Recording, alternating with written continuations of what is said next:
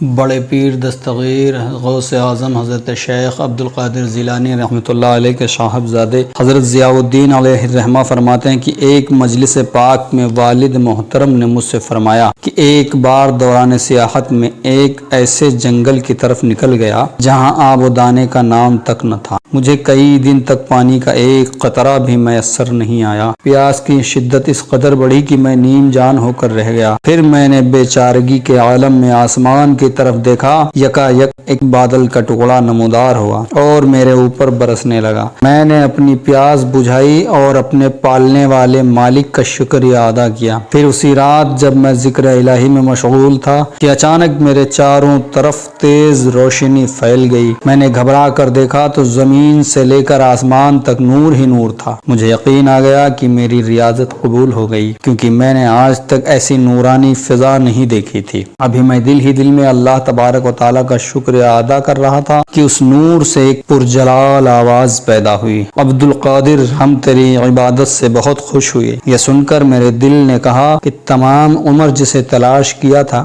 آج وہی ذات مجھ سے ہم کلام ہے۔ میں جواب میں کچھ عرض کرنا چاہتا تھا مگر جذبات کی شدت نے قوت گویائی چھین لی تھی۔ نوید ہو تجھے کہ تو نے ہماری رضا حاصل کر لی۔ اس نور سے دوبارہ ہی پرجلال آواز آئی۔ اس بار بھی میں نے کچھ عرض کرنا چاہا مگر زبان میرا ساتھ نہ دے سکی۔ عبد القادر میں تیرا پروردگار ہوں۔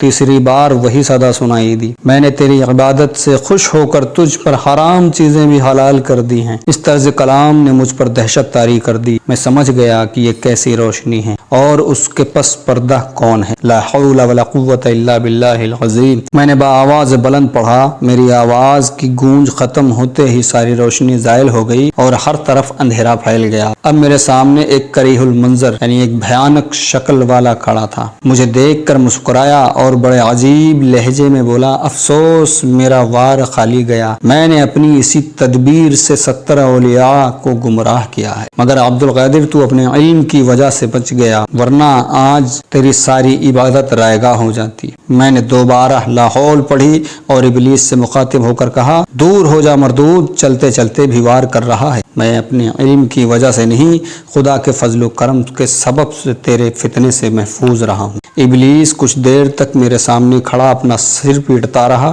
پھر یہ کہہ کر چلا گیا، افسوس ہزار افسوس کہ آج تیرا نام میرے ماننے والوں کی فہرست میں شامل نہ ہو سکا۔ بعض مورخین نے اس واقعے کو اس طرح بیان کیا ہے کہ اچانک نور سے ایک آواز پیدا ہوئی، عبد القادر تو نے ہمیں راضی کر لیا، ہم بطور انعام تجھ پہ باقی زندگی کی عبادت معاف کرتے ہیں۔ جب حضرت غوث اعظم رضی اللہ تعالی عنہ یہ واقعہ بیان فرما چکے تو آپ کے صاحبزادے حضرت ضیاء الدین علیہ الرحمہ نے عرض کیا، آپ کو یہ کیسے معلوم ہوا کہ وہ شیطان ہے جو نور کے پردے میں آپ سے ہم کلام ہے؟ آپ نے فرمایا، صرف اس کے اس قول سے کہ حرام چیزیں بھی حلال کر دی گئی ہیں، کیونکہ اللہ تعالیٰ کبھی کسی کو حرام کاموں اور فحش باتوں کا حکم نہیں دیتا۔ دوسری روایت کے مطابق آپ نے اپنے صاحبزادے کے سوال کا جواب دیتے ہوئے فرمایا کہ جب اللہ رب العزت نے اپنے عظیم اور خاص رسولوں پر عبادت معاف نہیں کی تو پھر عبد القادر جیلانی کی کیا حیثیت؟ بس اسی بات سے میں نے پہچانا